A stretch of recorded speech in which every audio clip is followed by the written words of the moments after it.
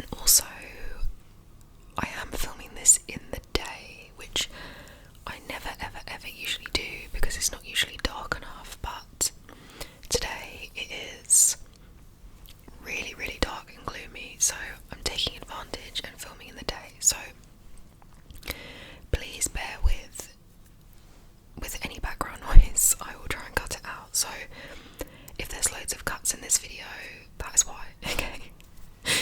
Anyway, let's get straight into the video. Okay, so the first book I read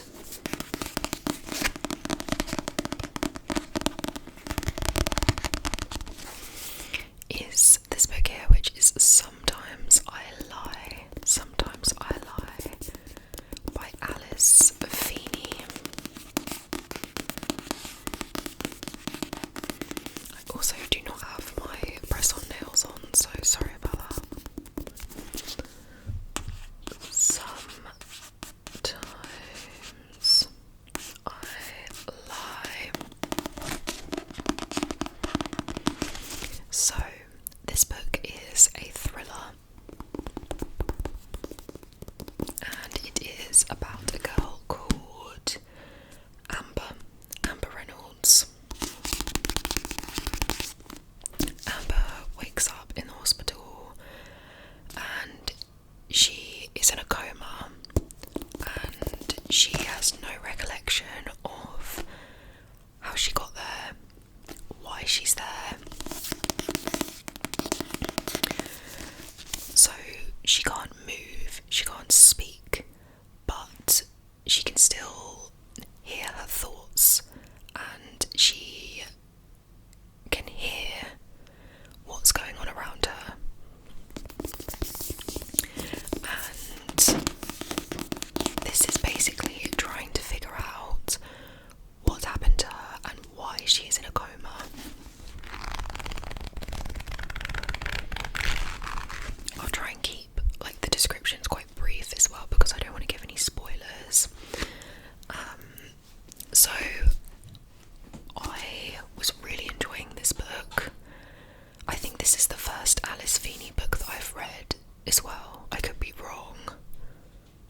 Maybe I've read one of her books before, but I was really enjoying this, and I felt like I was reading it really quickly.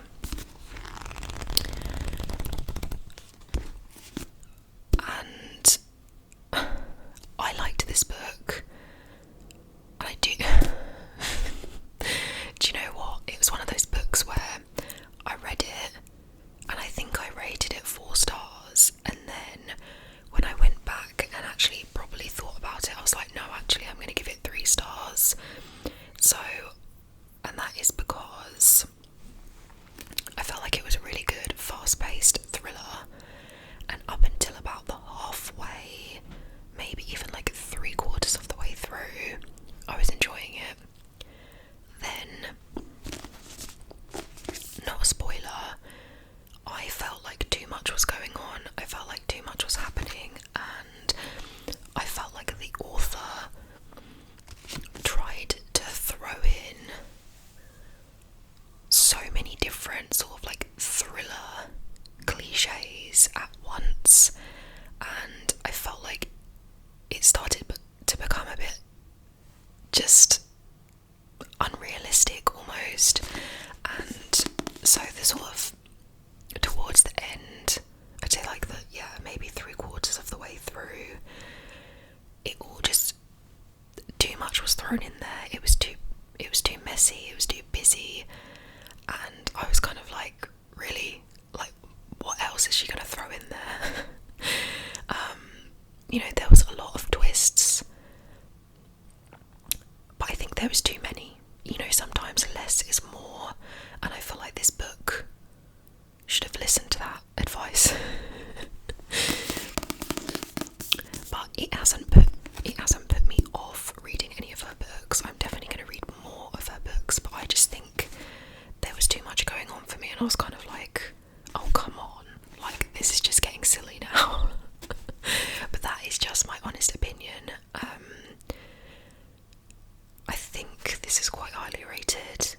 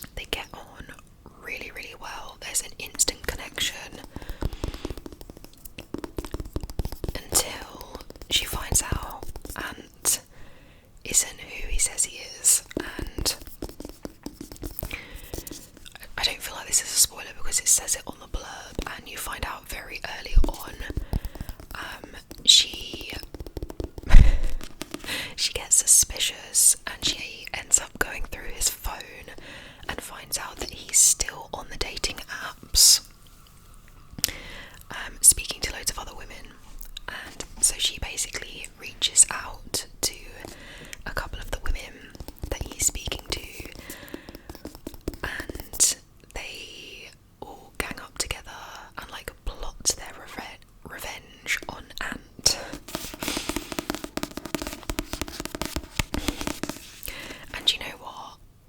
I liked this book. I thought it was like a very sort of girly, easy read.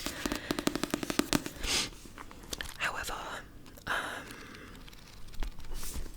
I was a little bit bored at times, and I've read better. It was fine. I think I would have preferred. I think this would have been a good summer read,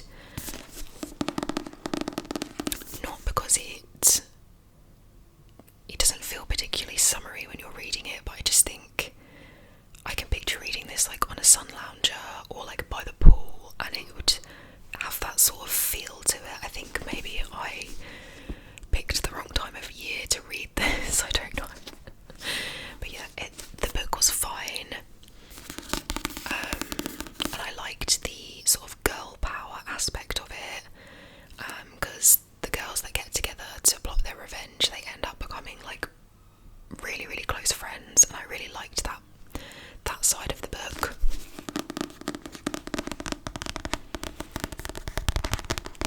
But I think I gave this 3 stars.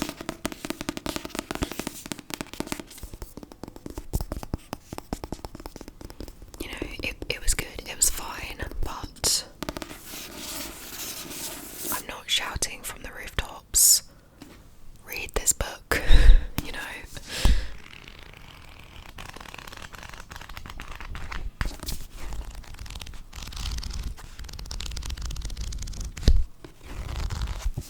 So yeah, that is my book number 2. Okay, book number 3.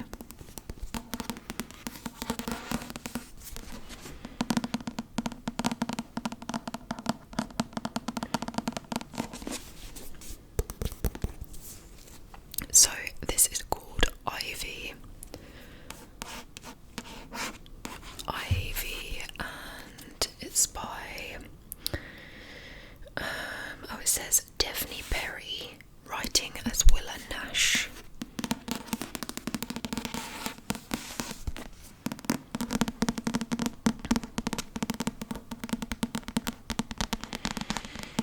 So this book, I think I saw it on TikTok, and yeah, I think it was TikTok, and I basically ended up ordering this book because people said that if you like the series Pretty Little Liars, you will like this. People also said it's kind of like sorry, I got a G nose. People also said it's similar to Pretty Little Liars meets Gossip Girl. So instantly, that is a bit of me. I loved Pretty Little Liars when it was on, and I also loved Gossip Girl. So, and also like even the cover, can you see the like little shush sign? That is literally Pretty Little Liars all over. So I feel like this was quite expensive, but I actually bought it off of Vinted, and I think it was like brand new for much cheaper. So this is about a girl called, I think her name is Cassia. Yeah, Cassia. A girl called Cassia, and she is going to this, she's about to start uni, and it is this like prestigious, wealthy uni. So she's about to start uni, and she's staying in, like, her uni campus is essentially a mansion, so it's not your standard uni dorm room. She turns up and her rent was really cheap, so she turns up and she's not expecting much at all.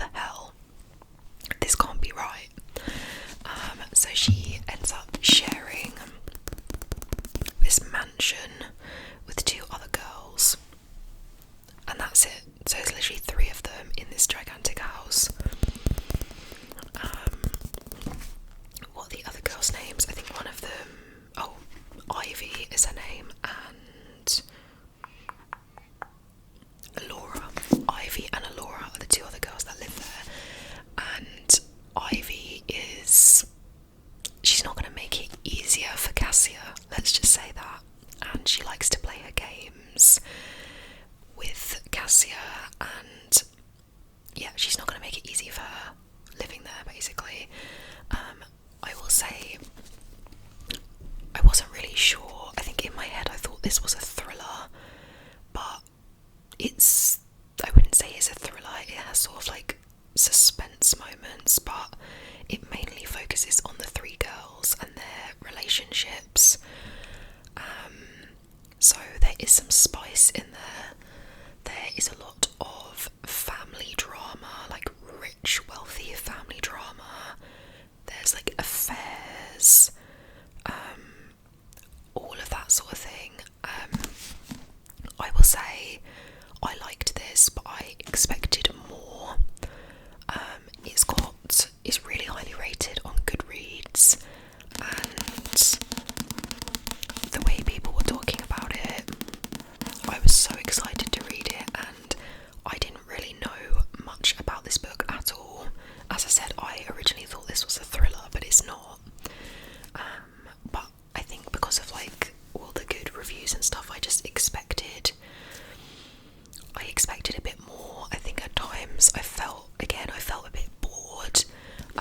This is a chunky book as well. I think it was too long in my opinion. It was, how many pages? It's like just over 500 pages, and to be honest, I feel like this could have been 300 to 350 pages, and I think maybe I would have actually enjoyed it more because I felt like there was a lot of like, although there was like a lot of like drama and stuff, I just felt like it was unnecessarily long. And also, I feel like I've described it, like I feel like the way I've described it sounds really good, and don't get me wrong, it was good, but I don't think it's, I don't know, I don't think it's as good as it sounds. But that might just be me. As I said, there's so many good reviews on Goodreads. I think I would rate this 4 stars. Or actually no, I think I rated it 3 stars.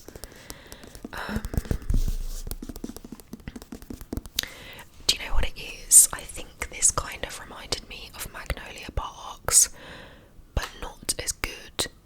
And I think maybe that's why I was a bit like, oh, I feel like I've almost read this before, but better, because I love Magnolia Parks.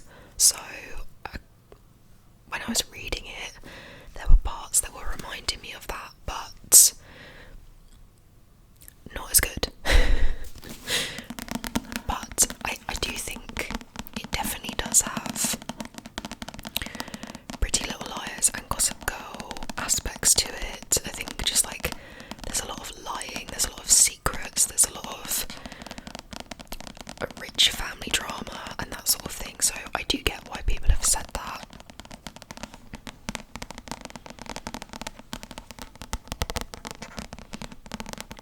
But you might read this and absolutely love it because everyone on Goodreads seems to be vibing with it, so maybe give it a go if that's your sort of vibe.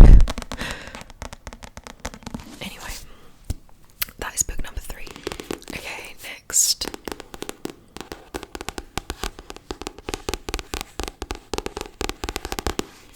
We have Jar of Hearts by Jennifer Hillier. Jar of Hearts. This feels really skinny compared to the last book. I think this was quite short actually. This was like 300 pages, yeah.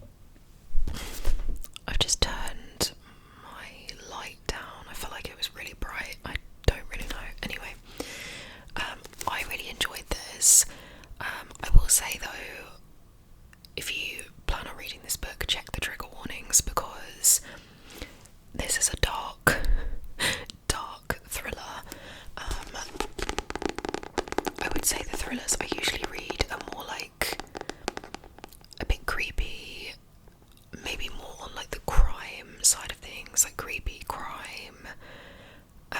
Whereas I feel like this felt a lot darker than the usual thrillers I read, but I really liked it. I don't know if that makes me a psychopath or I've got issues.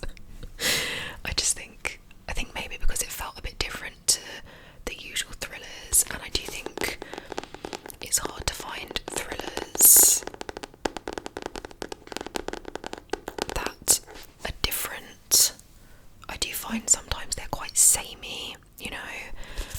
So this is about a serial killer, and to be honest, I don't really want to say too much about this because I feel like if you like a dark thriller, I just think you need to read it.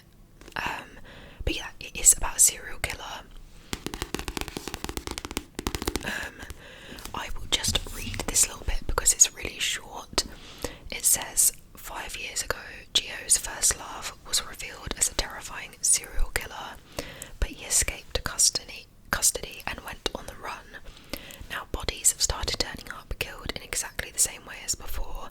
The message is clear: he's making his way to her, one murder at a time. So, it gives you a vague idea. I think I rated this 4 stars. I'm still waiting for some 5-star read guides. I can't remember the last 5-star read that I read. I honestly feel like it's been so long. Please, if you have any 5-star like thrillers, they can be maybe not gruesome. Actually, I feel like there's gruesome bits in this. I don't mind a bit of gruesome, but I just want some good thrillers or amazing romances. Like I want some 5-star reads. Okay, just please leave them in the comments. But yeah, this was dark and it kept me hooked. And do you know what? I like short books. This was 300 pages. I just feel like it wraps it up without stringing along the story too much. I hate it when authors just feel they need to like fluff up the books with loads and loads of words. That annoys me. But this was a quick read. It's 300 pages and I rate it. I like it, and I'm definitely going to read more books by this author.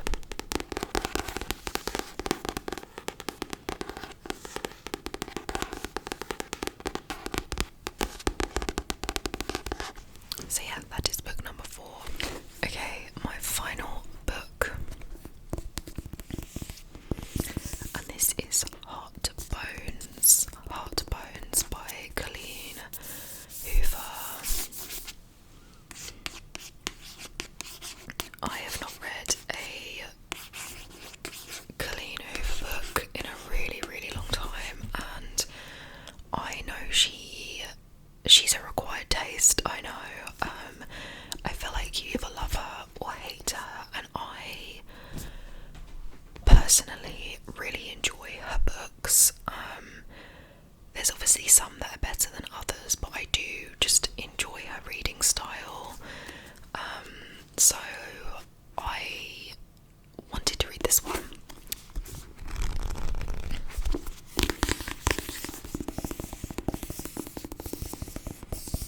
This is a romance, and this is about a girl named Bea Grimm. I always remember someone commented on one of my videos once saying Colleen always gives her characters really weird names, and honestly that comment was so true. I always think, why is she called Bea Grimm? Like, no offence if you're called Bea, I just thought it was quite an obscure name. I'd never heard it before. Anyway, this is about Bea. Bea has had an extremely messed up life. She has not had it easy whatsoever. She then experiences a death in her family, which essentially leaves her homeless. and she has no choice but to go and stay with her father in Texas. Except she has literally no relationship with her father whatsoever. Like, she speaks to him on the odd occasion, but he basically hasn't really been a father figure to her whatsoever. So she goes to stay with her dad, and he's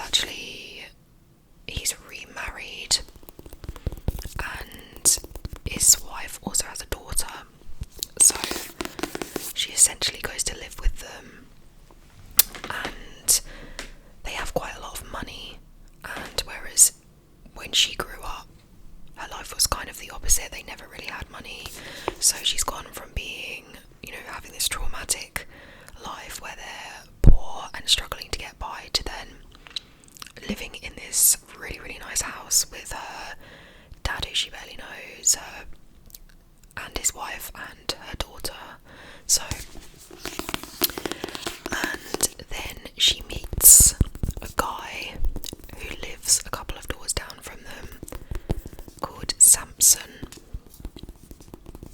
And Samson is rich and really good looking and quite moody.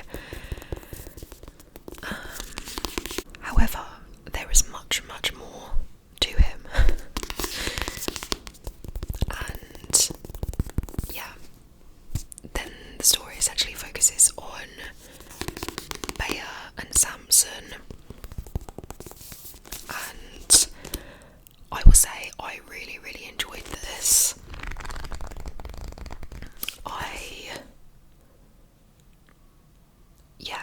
I liked this. I think I rated this 4 stars. I just thought it was a really good read. I felt like there was a lot of depth to the characters. You find out a lot about their lives and hardships and the things that they've been through, and I really liked Bea and Samson together.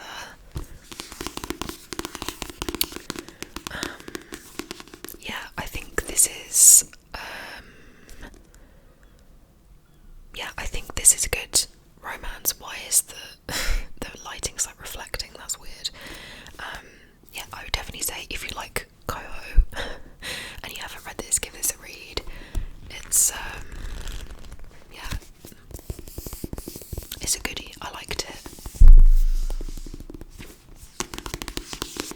It says at the top here, it says, damaged people recognise other damaged people. It's like a club you don't want a membership to.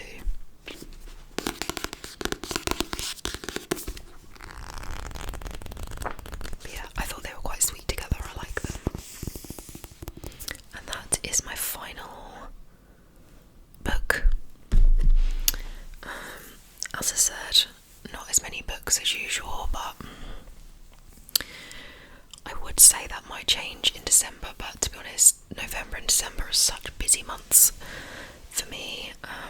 I have a lot going on, as I'm sure lots of people are in December, but I also have my boyfriend's birthday, my birthday, and then obviously all the festive activities and stuff, so I'm quite busy, and when I'm really busy I find it hard to concentrate on reading. So, but yeah, we're gonna hope and pray for